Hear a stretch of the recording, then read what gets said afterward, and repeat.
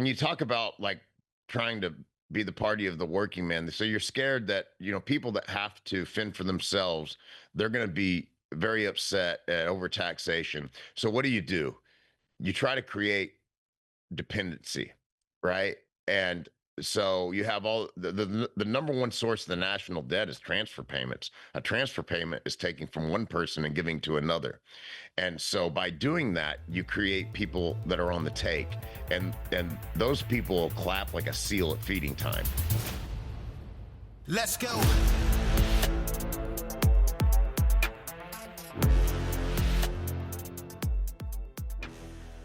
Welcome to Citizen. We got a special guest today, Brady Knowlton. We got a lot of stuff going on, man. I don't know where to start yet. So let's get into it. You were affectionately known as a J6er. Tell me about how that all went down. Yeah, so going back to 2020, I felt like there was a lot of government encroachment and taking advantage of the COVID situation, and there was the changing of voter laws that was done unconstitutionally, and many of those were found later to be unlawful when they were allowing uh, votes to be counted after certain days, and they were allowing um, a, a lot of very loose um uh they just loosened the voting laws, and you saw that there was 15 million more votes than they had received in previous elections. And I had a couple businesses. I've been a serial entrepreneur for 20 some years, been in private equity, and I had a couple businesses that failed as a result of COVID. A couple startups where young men had put in their life effort, and they were putting so much life force into these businesses, and for the government to come in and say that they weren't allowed to go in stores and promote their business. I felt like that, as we can see now, for a lot of people looking back, you know, hindsight is 2020, and a lot of people agree that there was an overreach. Well, I felt that in a very palpable way, and so I was very frustrated by the end of 2020. I had other friends that their businesses had dissolved because of the government's approach to COVID, and then we saw a person elected that clearly wasn't uh, didn't have the cognitive ability to hold the job, and so other people were managing the position for him. And I didn't feel like that election was an expression of self-government. And so I had a friend that was going, and he invited me, and then I invited some other friends, and we didn't even know about the march to the Capitol until President Trump mentioned it in his speech. And so we walk up to the Capitol, and there's moms with their babies in strollers. There's kids playing with toys on blankets.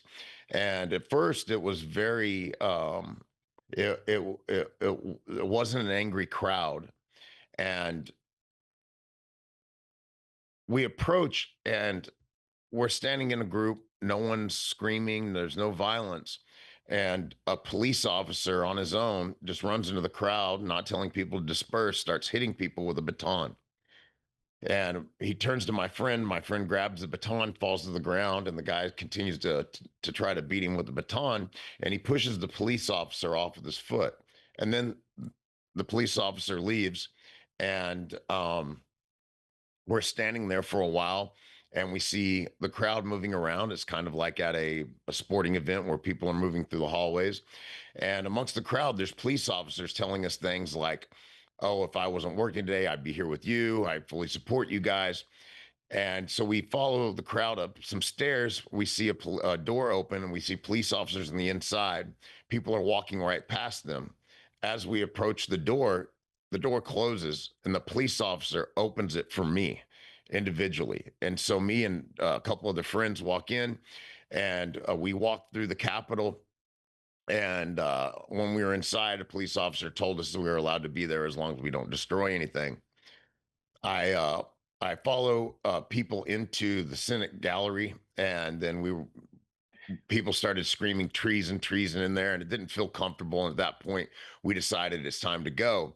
And so we asked police officers how to get out. A police officer escorted us, and we were shaking hands with them and patting them on the back. The police officers that day that we encountered, except for the one out on the lawn, they were very receptive. They were encouraging, and I believe there was kind of a mix. I believe there were police officers there that day that were supportive of President Trump and were supportive of the protest. And there might have been some others that had maybe a more devious motive that were trying to entrap people. So I think there was a mix of them. And so, due to I went to law school, and I know that I know what permissive entry was, and they allowed us in. So I had no really concerns and about it until about 3 months later. I get a call from an FBI agent that says, "We need you to come in tomorrow. You're being charged with a felony and 9 other crimes." And from there, there was just a tremendous amount of discouragement, a tremendous amount of emotional suffering, and I suffered financially.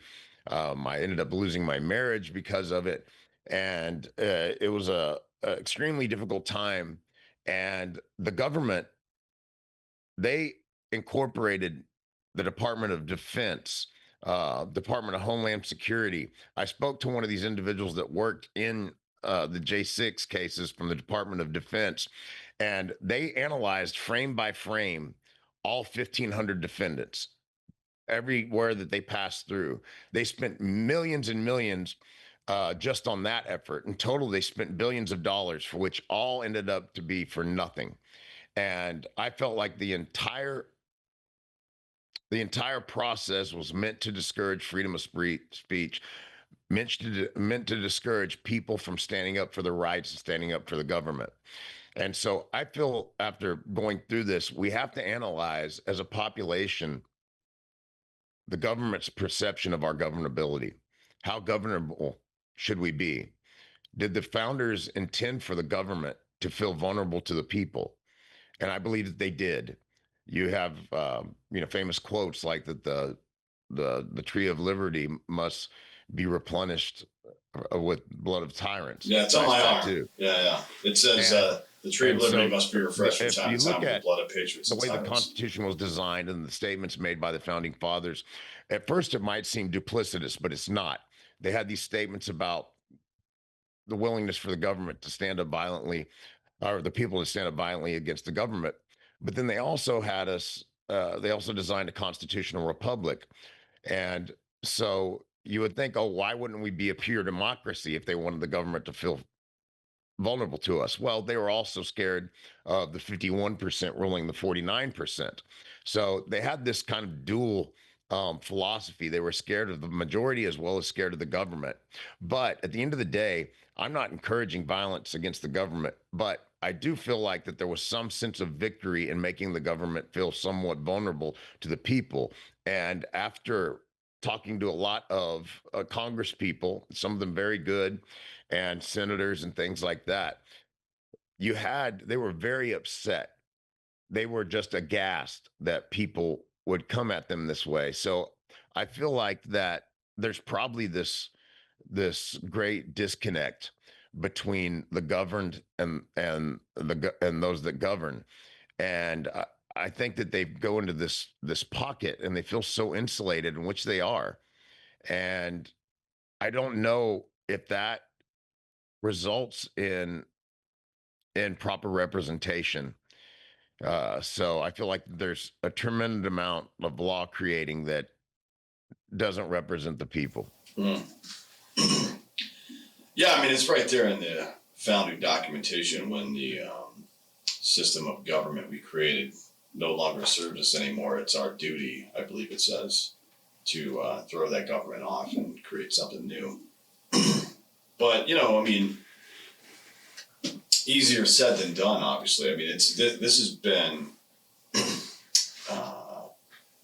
the bureaucracy was created intentionally to be resistant to any kind of external affect, right? I mean, that's kind of how you do things when you're trying to Well, the maintain power. administrative state diluted the intentions of the founders, and so you have the especially if you look at what happened through through this day, starting probably around the time of FDR. If you look at what happened at the Supreme Court and the growth of the administrative state and the permissiveness of it by the Supreme Court, you got away from having people's views being represented by the legislature because all they had to do was create more and more administrative agencies, which there's hundreds now, and those distribute transfer payments. It's the it, it accounts for the largest expenditures,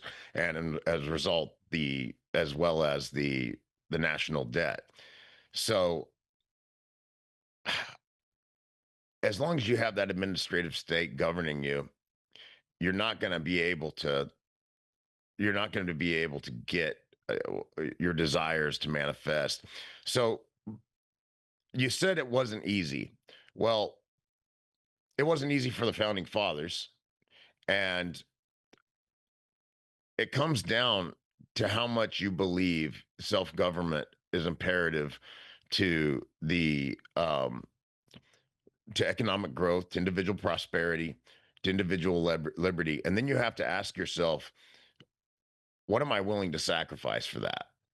And the the thing is we are so sedated and we are so intoxicated with the results of the Constitution that we're almost in a drunken state that we live these lives of pleasure, enjoying the pleasures of the senses, and we just want to stay. We want to stay comfortable, and comfort has been the drug, and the I think the constant psyop and the development of media in general going. The founding fathers knew that the population was very impressionable, and they were concerned about that, and they utilized that themselves. I mean, John Adams is said to have put the most hot-headed, reactionary, impulsive soldiers at the front of the line during the Boston massacres because he wanted to encourage encourage that conflict.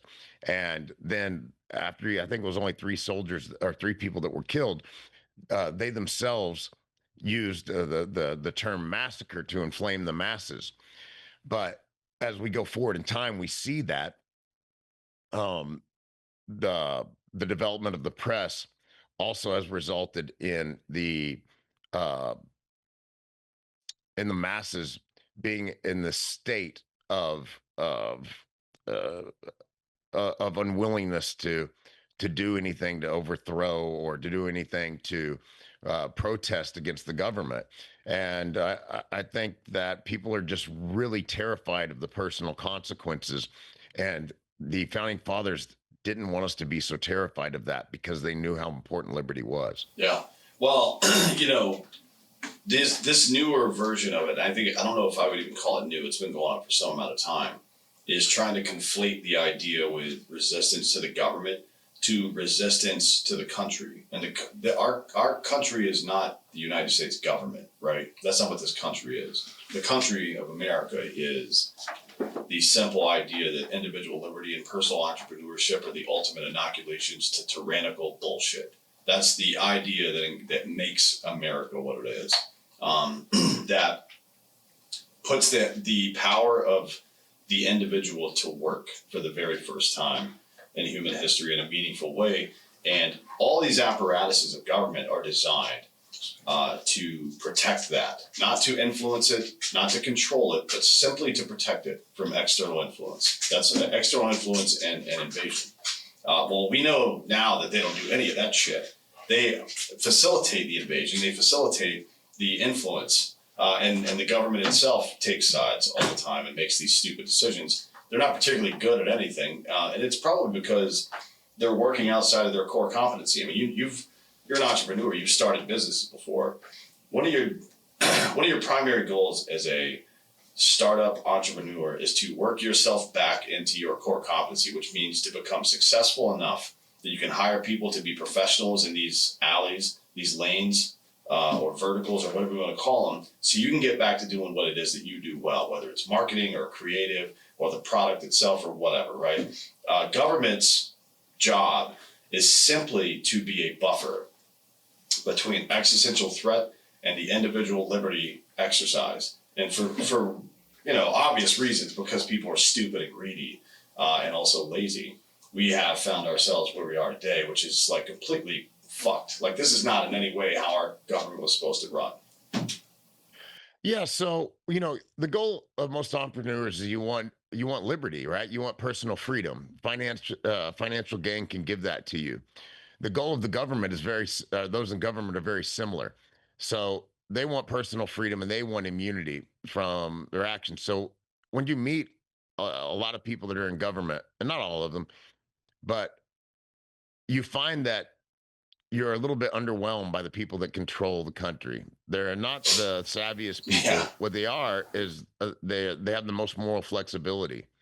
And so I think there were studies done where they found out psychopathy was most present in people that sought authority, like police officers, the Navy SEALs, and I think that it's even potentially more dramatically prevalent in people that seek government positions.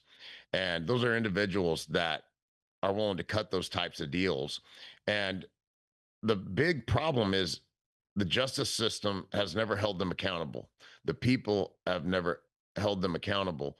And by saying just these truths, you and I expose ourselves to blowback, and so people like myself have lived through that blowback, and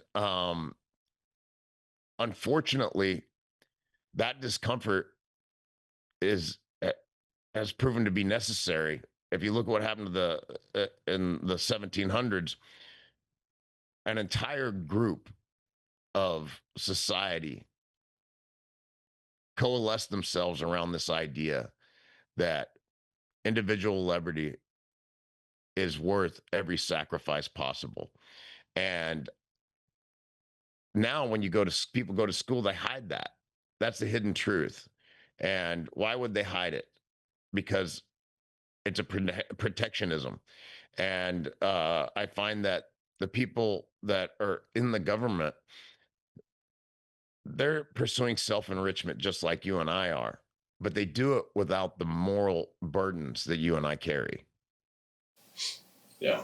I mean, that's the thing. This all requires some level of sacrifice. And where I think the reason that nothing changes is because the average American is just not ready for what it takes. They don't want to spend whatever it takes to make that happen. And usually, what it means is, so let's say, for example, you don't want the government to be involved in the media and news industry, which they shouldn't be in any meaningful way.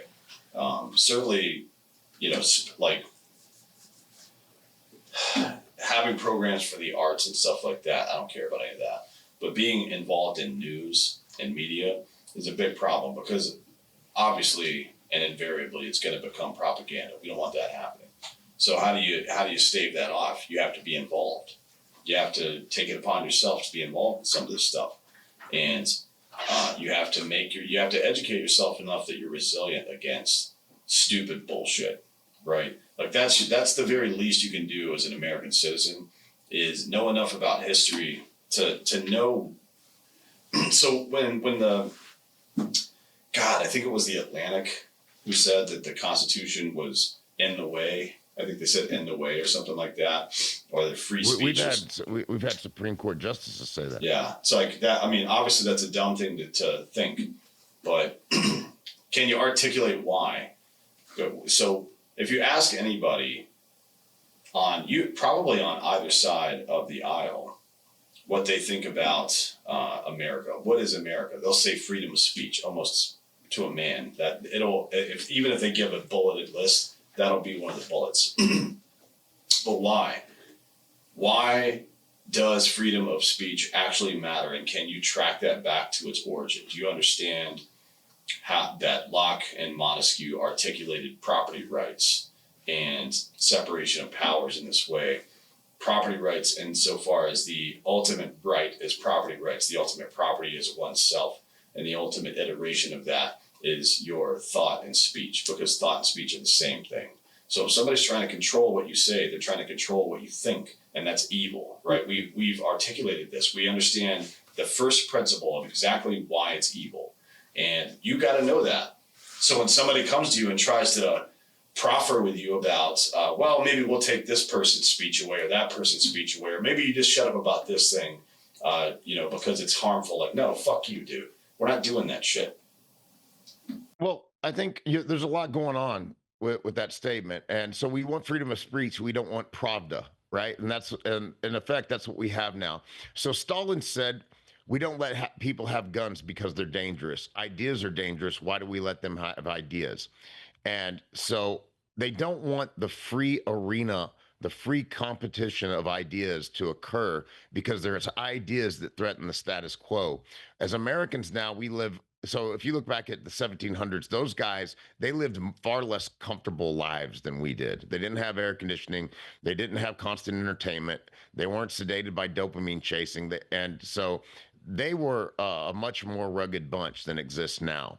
And this element of media that you're discussing, it goes so deep. You listen to Mike Ben's talk, and it's in the movies, it's in the commercials. And you at our age, what I don't know how old you are, but you're probably around my age. And so um as you get older and you have been people have tried to sell you, people have tried to take advantage of you, if you got a little money, people try to take it. All you start seeing is agenda. And you see that so prevalent in media. And that agenda has a end purpose. And the end purpose is for you to not contravene the status quo and to follow along these lines of being more governable and less productive, less reproductive from a perspective. They don't want you to make as many babies. And so they make the country think of it. We have a real problem, and it goes all the way down to the most essential parts of the human experience.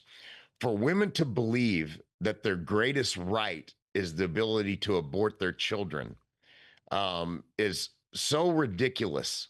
And if you look at the way that college and media encourage this, they've got women in a state that they believe that that's their most sacred right, and they discourage masculinity. Why? Because masculinity is what overthrows governments. Masculinity is the threat to the status quo. Why did China step back their one child policy? Because they had too many men, and too many single men that don't have families to raise. They can be a problem to a Oh yeah, government. for anywhere. I mean, that's where terrorism comes from. To be honest, the vast majority of these, like, so mass shooters, gang members, terrorists, it's all the same bullshit, right? It's all dudes, idle hands sitting around with, waiting for something to do. And what they're really waiting for, whether they know it or not, is some kind of purpose that's beyond themselves, some way to fold into their identity all of the, I guess you could say, the biological urges that you have to serve something greater than yourself. That's how, that's how men are, especially. And Well, we're you know, subject to social. Like, look, if you look what happened to the transgender thing, they tried to create a social contagion that spread, and I believe that a lot of that is because they don't want people to reproduce. You see, look, your carbon footprint, all these concepts that you're living your life to the fullest extent threatens everyone else, which is such bullshit. But you can't have freedom of speech because it threatens it has the potential to create a social contagion amongst the young men that they say, hey, I've ate a lot of shit and I'm not asking for seconds. And I think there's a lot of people that are in that state now, at least in America. And I do believe that the election gave has given a lot of people hope. And I am one of those. I do believe that there is a group of people. I've spoken with people that were in Doge. There's the sentiment that we have the best people ever put into any project ever, bar none, not NASA, not the Manhattan Project. We have more smart people working in a way that is similar to our founding fathers that have this desire for self government, the desire for self enrichment. And just like on Friday, we saw President Trump sign the executive orders to allow for more nuclear reactors to be produced because energy is the fundamental source of an economy. And the administrative state, the same that this pit of vipers and the bureaucracy that exist in such a broad spectrum, they try to inhibit personal growth. They do a lot of studies, environmental, do everything they can to damper growth. And we're seeing this finally this response. And I forget who it was. Scott Adams said that, and he said in 2015, I believe, that if President Trump gets elected, he will break reality. What a prediction. And we've seen that. Where was your head in 2015 and where is it now? You're probably a different human being. Your belief structure has changed. Your desires to implement your directives in life is probably different. You also probably value your family more. You probably value your business more. And I think that all those things, just putting those priorities in place, has put a tremendous desire in men in this country to change things. And I don't think we're going to have to resort to violence. I think that the chickens will come home to roost.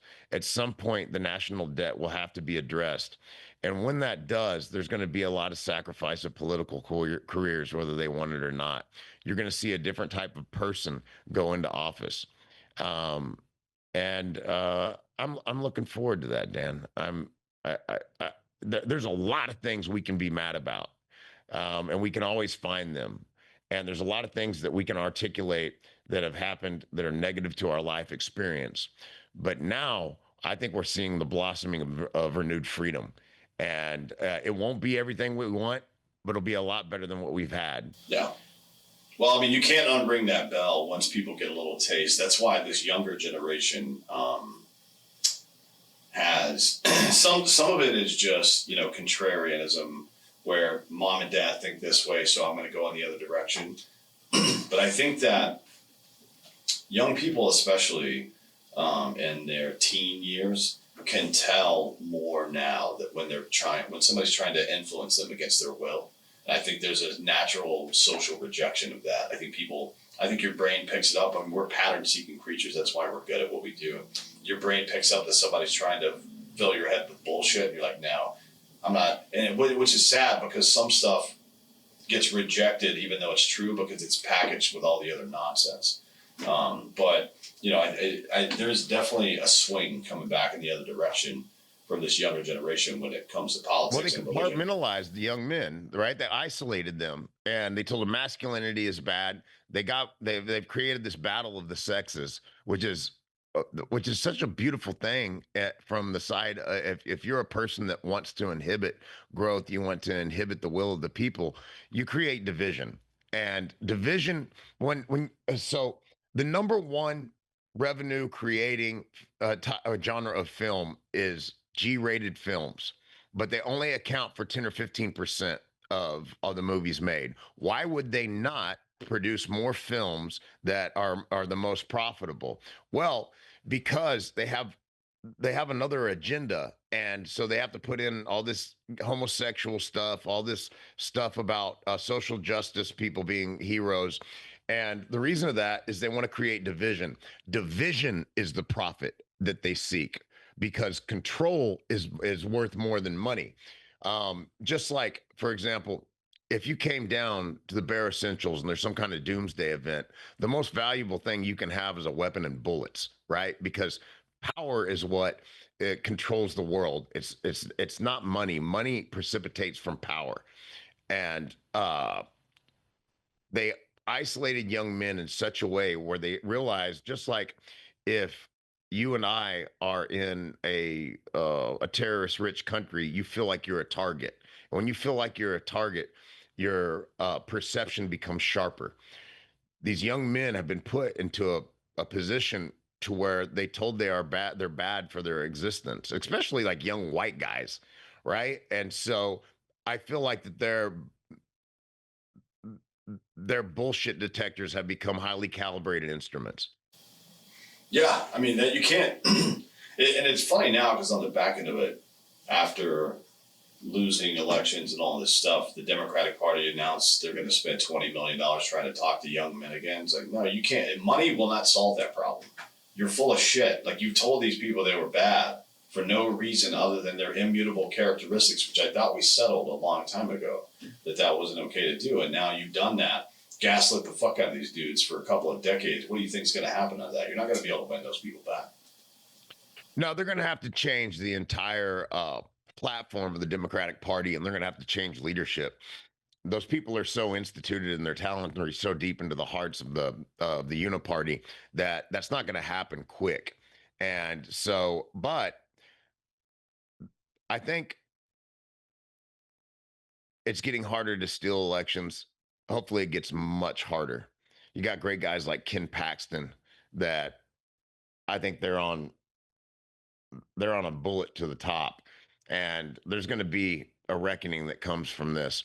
And whenever these political positions dissolve, and the Democratic Party has to go back to being the party of the blue collar man, I think that you'll see I think you'll see benefits to young men, and I think you'll see benefits to the people that in the Democratic Party that hold the position um, that they're trying to help the little guy improve his standing in society. Yeah, I mean that's kind of the free market of politics, right? It's the thing. It's the thing about representative democracy that's supposed to make it the best form of government, and that is the two major parties have to constantly compete for the majority of votes, and the majority of votes come from working class people.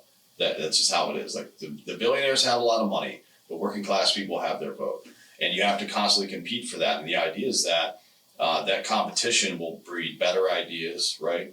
More investment in the communities, lower tax, whatever it is that the working class feels like they need at the time.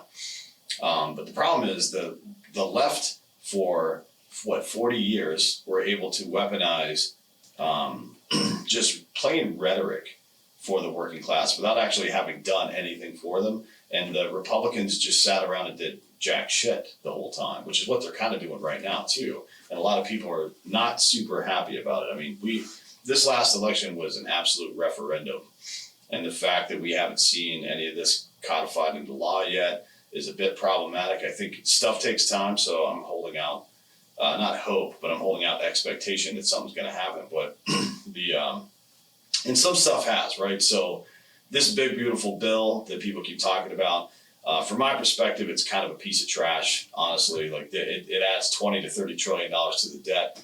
But there's bright spots. The carried interest loophole closure got removed, which is nice because that's a fucking stupid thing to do. And suppressors are on there as far as removing them from the NFA. So there's bits and pieces that are okay, but there's a long way to go here. And I think Yeah, but Americans, look, so when you give your dog a pill, you wrap it in cheese. Okay. And that's what goes on with these things.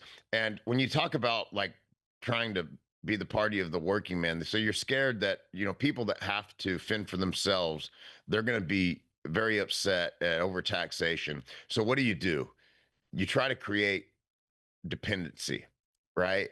And so you have all the number one source of the national debt is transfer payments. A transfer payment is taking from one person and giving to another. And so by doing that, you create people that are on the take, and those people will clap like a seal at feeding time. And what you get is you get Indian reservations, right? You get people that they have money no matter what. They don't. They're not cleaning up the where they live. They're not trying to improve it, and they're very easy to manipulate. And all they want, they become a recipient of a check, and that is the extent of their existence. And so they'll sedate themselves with marijuana, video games, and booze. And if you look at history, those people that are controlled by the government, it becomes like in the Scandinavian countries where you have a million people that work for the government or on the take, and they vote. The government votes for itself. The government and the people on the take of the government vote for itself. And so that has to be that has to be addressed. And I know people are very comfortable getting their checks, but if they want to actualize, they can't receive that money. And believe it or not, you might go through a period of discomfort. You'll be much happier if that's taken away. And that's something we have to look at. You said earlier that you have to educate yourself. We need to I think we can simplify history.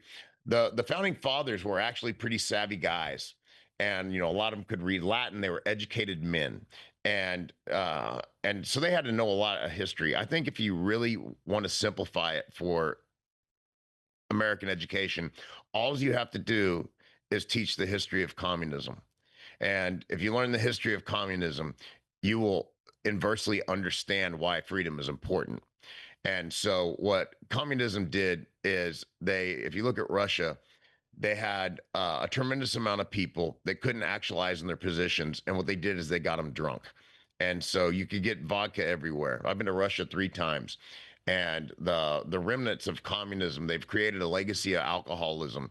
And who did that most affect? The men. And so that's where you get the Russian bride situation. Get me out of here. I'm waiting at the airport for the first American that comes. And so they have done these things by putting people on the take, encouraging mass intoxication, and it's very effective for them. And I think that we need to expose that in the education system so people understand how vulnerable you are to being put in a position where you no longer have authority over your own existence. Yeah. Well, I mean, look, it's very simple. If somebody's trying to divide you or trying to conquer you, I think we can agree on that. Yeah, That's so how the phrase it goes, is right? that simple. And so you should be very apprehensive of those that would profit from your anger. Mhm. And I think we have to look at ourselves. If someone's trying to get me angry at someone else, why? And Putin had this beautiful quote that it said, "If you want to answer to any question, find out who's getting paid, and who profits from your anger, who profits from you hating men, who profits from you from hating the working class or hating entrepreneurs or hating a hedge fund guy or something like this." And generally, the people that profit are those that are in power. But the return on the investment for those that support them is they increase the take. So I'm with you, man. I think we're on the same page. Yeah. What do you think about?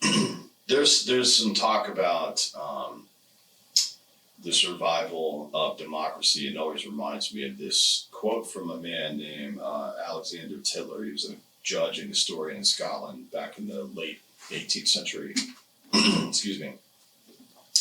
And he said a democracy cannot exist as a permanent form of government. It can only exist until the voters discover that they can vote themselves largesse from the public treasury. From that moment on, the majority always votes for the candidates promising the most benefits from the public treasury, with the result that a democracy always collapses over loose fiscal policy. That all sounds pretty familiar to me. It sounds like people are just voting. Like you certainly you should vote to some degree for your own self-interest, because that is the free market of ideas, and the most people with similar self-interest will get to make the broader policy strokes. But we've got to this point where I think 25 to 30% of the electorate doesn't fill out a W-2, for example, right? And I think that's a big fucking problem. The fact that Okay, the large yeah. group of So people are able to vote money from themselves from the public treasury seems like a bad idea to me. so I did 3 mock trials in DC, and I hired so Alan Dershowitz was my attorney, and a very savvy guy, and I had a guy named Brent Mayer, amazing attorney out of Houston, and then I had Ron Sullivan, who is the head of the Criminal Justice Institute at Harvard, and these guys the list of major trials that they've done is tremendous. And so we took Dr. Phil's old company. He had his partner took it over after he went to work with Oprah. She was in a trial in Amarillo against the Beef Association, the Cattlemen's Association of the United States. After she came out against beef, they sued her, and so she hired this guy, and he did some mock trials, helped her out. She won. She fell in love with Dr. Phil, took him on board, and he his career everyone's familiar with. So we took this company, and so we did these mock trials, and in that we were doing these tests for to determine bias, and we found out that the people that are likely to make up a jury pool in DC, 40% of them have never had a job. Okay, so that's really crucial for the people in DC. And you have the judges in DC that are put into that position, and they decide on those judges very strategically because they're going to be deciding how much of the government is exposed, how much, what time, how trials go in their favor or against their favor, and it's not just the voting yourselves into the treasury. It's by doing so, you also put people in positions of power that will be levers for government and entrenchment. People that are for sale, essentially. Yeah, they're for sale. And so look, like if you look what's going on with those NGOs, it's all coming back. Oh yeah, That's money. That comes back in two forms: in power and monetary benefit. And that happens at the judges too. All the judges are seeking higher higher courts. They all want to go to the appellate court, then they all want to go to the Supreme Court. And so what they do is if you vote my way, if you become very political, I'm going to nominate you for a higher court. And so we have this tyranny of justice now that, especially on the left, those judges are not there to interpret law. And then we have people like Amy Coney Barrett that said that the job of the Supreme Court is to temper is to temper the inflammations of the public. And that is not the job of the Supreme Court. The job of the Supreme Court is to interpret law. And so they've found these group of individuals that are playing ball. And that is a tremendous injustice, to say the least. And there's a book called A Confederacy of Dunces. And the character was talking about public speaking. He said, if you want to get people's attention, use the words miscarriage and abortion, and everyone's ears will step up. Well, the ideas of the founding fathers are being aborted, and there is a tremendous miscarriage of justice occurring in this country. yeah, yeah, man. It's it's pretty wild to be honest, because this is the leap that people don't ever take, and it's why being rooted in first principles matters. That whole thing about freedom of speech and understanding where it comes from, and the fact that it really only matters when it's stuff you don't want to hear. And then when you map it onto the for sale nature of American politicians, do you think they're only for sale for you? Like if this guy is willing to abuse his power on your behalf for money, what's he doing when the foreign government calls or a bad actor calls or somebody like that? That person is still susceptible. I mean, this is one of the things that you go through when when you get a security clearance done. They analyze your life to see if there are levers that can be pulled by foreign adversaries to compromise you. Well, in American politics, they don't do any of that. You know, they get background checks for certain positions and stuff like that, but Well, it goes all the way. So there's there's a there's an acronym in business. It's called WIFM, right? What's in it for me? And nobody peddles the WIFM like those in power, because power for sale is the business strategy. You talk about those security clearances. There's a guy I want all your followers to look into. His name is William Pope. He's at Free State Will on X. And he was the leading J6 researcher, also a J6 defendant. Incredible human being. And so what he found, and afterwards I can send you these videos, is that there were multiple individuals, one guy by the last name of Dalbenmeyer, that had security clearances. They had podcasts. And for weeks before January 6th, these individuals were broadcasting, and they were saying, we need 500,000 armed people to come to the Capitol. They broadcasted, they helped break the initial, they were part of the initial breaches around the Capitol. They broadcasted from inside the Capitol. All this is in plain sight. Individuals with security clearances that are encouraging this riot, none of them were charged. And so it, these people were incentivized to do this. They were immune from prosecution. And a big part could have been the impetus for what occurred that day, which was what happened then. The government utilized that for its own benefit because they were out to get Trump, who was threatened, who threatened them. And I would really love it if people looked into that. It's self-explanatory when you see the videos and what happened. Uh, it's witnessing a revelation. Yeah, that's. I don't know where it goes next. I mean, yeah, a lot of people on the inflammatory side want to talk about civil war this and armed revolution that. First of all, the people that are talking about that have no competency when it comes to warfare. I'm a goddamn gunfighter, and none of us are talking about that because we know the cost, right? It's not, that's not at all how, by the way, if you win power through force, you have to maintain power through force. That's how that works. And it's not the kind of country this is. It will never fucking work here. I don't care who comes in. There's no despot that could ever thrive into perpetuity in this country because of the attitude we all have. But the slow boiling frog, right?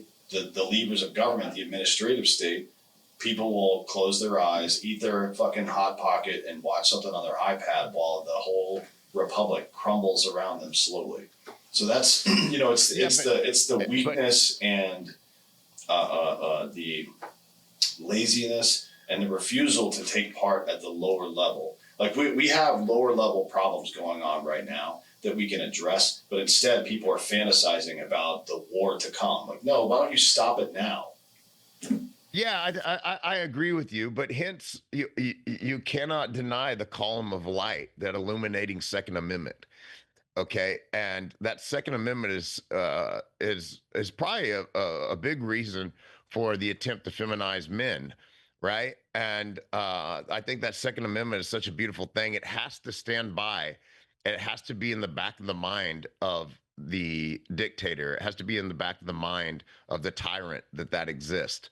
And so I do agree. I don't think that that's a good thing for the country. I don't think it's a good thing for the populace for us to go through that. I think it'll weaken our position internationally. I think a civil war would expose us to further encroachment from China and other enemy countries.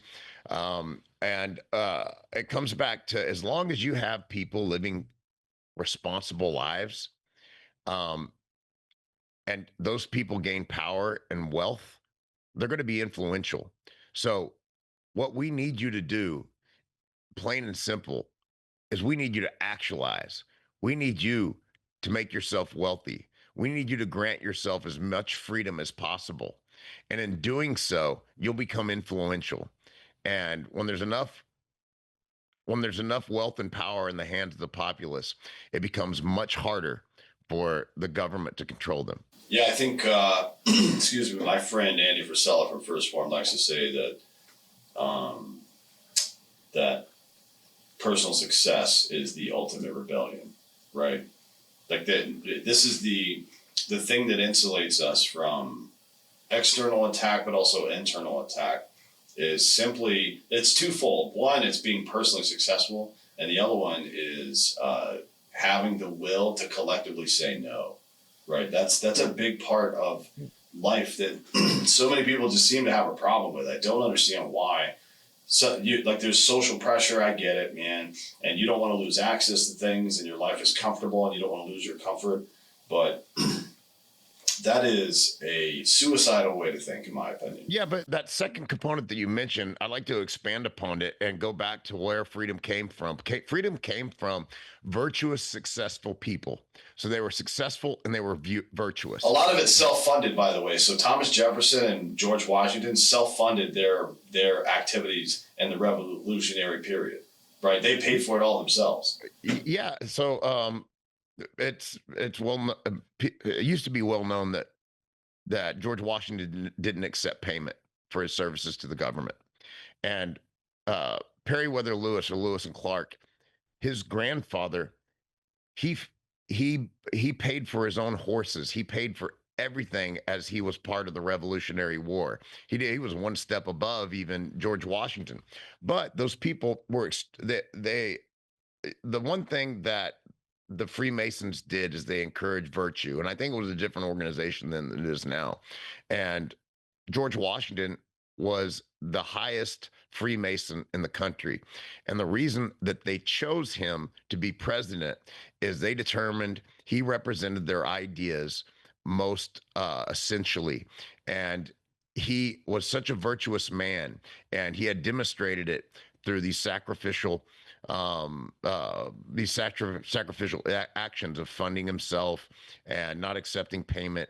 And he was famously asexual, and so they weren't threatened to. They knew that he couldn't be compromised due to his uh, for fulfillment of the virtues that he held to be important. And you have to make yourself.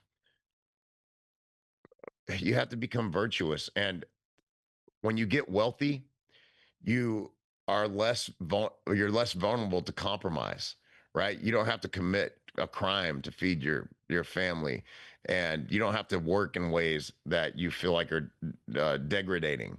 And so I feel like that second component expands all to it's easier to become virtuous when you're wealthy. Sure. Yeah, I mean, certainly, you can read Crime and Punishment if you're into old school literature and dive into that whole theory, and I agree with it certainly. So, we're putting a lot of faith and also a lot of pressure in wealthy people throughout all of human society. It's always been like that, right? I mean, it's never been the case where we didn't rely on that. And what are you doing, I guess, to get yourself there? Again, personal success is definitely the ultimate rebellion, and it's not everybody's going to be super rich. Not everybody's going to develop a product that makes them rich. But if it is true, and I believe it is, that the government invariably tries to make you more dependent, the only way to solve that problem is for you to become more independent. That's the only way to solve it. Both learning about history, financially, taking care of yourself so you don't need their medicine, all this other stuff, right? I mean, that's the only real solution to it. Yeah. So what you do is, the simplest way to address it would be to teach people business essentials in school, prioritize financial literacy above social justice and humanities. And the other thing you could do is you could make it mandatory that every man become proficient at using weapons. That's one way to do it. I mean, that's certainly something that I've been thinking on and talking to people a lot about lately. One of my friends, uh, Warren Farrell, you may know him from his book, The Boy Crisis, is trying to get a men and boys commission at the White House. White House Council on Family is really what it is, because men are not in the state that we need them to be right now. We need them to be athletic and smart and independent and tough And it doesn't matter what our recruiting numbers are for the military or for police. If we're not producing real men to take those jobs, it doesn't matter how much industry we bring back to the United States if we don't have real men to do those jobs. And we're not going to fix what's wrong with the American family without these real men either, right? I mean, this is something that needs to be tackled Well, right now. well, if you look at society, the biggest problem is that we don't have strong leadership. Leadership comes from men in the family. You have these communities that don't have fathers, and you see the result of that in crime. You see the result of that in unemployment. You got to have a dad. Your dad has to be strong. Your dad has to be proficient in providing for his family. He has to be able to defend his family, not just physically for sure, but he has to also be able to defend them from indoctrination, and he has to be able to defend them from self-compromise. And to do that, he's got to be a guy that can that's in a position to earn for his family, and in a position to educate himself, and in a position to defend himself. And so he's got to be healthy. He's got to be healthy physically. He's got to be healthy mentally.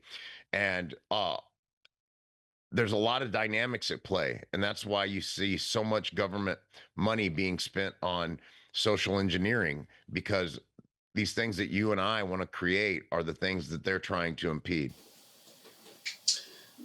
Yeah, well, they can get fucked because they're not going to stop me from doing what I Blow want it to do. out your ass. Yeah. Yeah. So let's we got some fun stuff before we get out of here. We got some fun stuff too. So you had a show on Animal Planet. What the hell is that about?